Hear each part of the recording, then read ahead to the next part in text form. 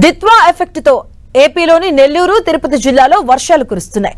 నెల్లూరు జిల్లా వ్యాప్తంగా నిన్నటి నుంచి ఎడతెరిపి లేకుండా వర్షం పడుతుంది. దీంతో లోతట్టు ప్రాంతాలు పూర్తిగా నీట మునిగాయి. జిల్లాలోని వాగులు చెరువులు పొంగి పొర్లుతున్న పరిస్థితి. పలు ప్రాంతాల్లో చెరువుల నుండి జాతీయ రహదారిపై వరద ప్రవహిస్తుంది. దీంతో వాహనాలు నెమ్మదిగా కదులుతున్నాయి. నెల్లూరులోని పేరారెడ్డిపల్లి బీసీ కాలనీలోని ఇళ్లలోకి వరద నీరు చేరింది. సైదాపురం మండలంలో పిన్నేరు వాగు కాజ్వేపై వరద ప్రవహిస్తుంది. దీంతో సైదాపురం పొదలకూరు మధ్య రాకపోకలు నిలిచిపోయాయి. ఇటు తిరుపతి జిల్లాలోనూ ఎడతెరిపి లేకుండా వాన పడుతుంది.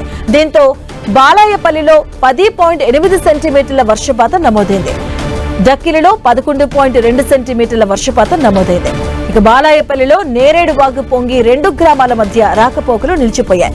నిడికల్లు దగ్గర వరద ప్రవహిస్తూ ఉంది. దీంతో వెంకటగిరి నుంచి ఓట్లపల్లి మీదుగా రాకపోకలను మళ్లిస్తున్నారు అధికారులు. ఇక బాలాయపల్లి మండలంలో కైవల్య నది కాజ్వేపై వరద ప్రవహిస్తుంది. దీంతో నిండలి వెంకటరెడ్డిపల్లి మధ్య పలు గ్రామాలకు రాకపోకలు నిలిచిపోయాయి.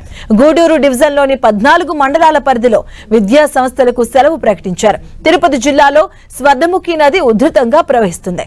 ఇక్కడ వరద ప్రవాహం 20,000 క్యూసెక్కులకు చేరింది. ఇక దిత్వా ప్రభావంతో బాలాయపల్లి తొట్టంబేడు మండలాల్లో వర్షం కురుస్తుంది. చెట్టమూరు కోట వాకాడు చిల్లకూరు గూడూరు మండలాల్లో వర్షం దంచుకొడుతుంది. ఎడతెరపలేని వర్షాలతో రహదారులు దెబ్బతిన్నాయి.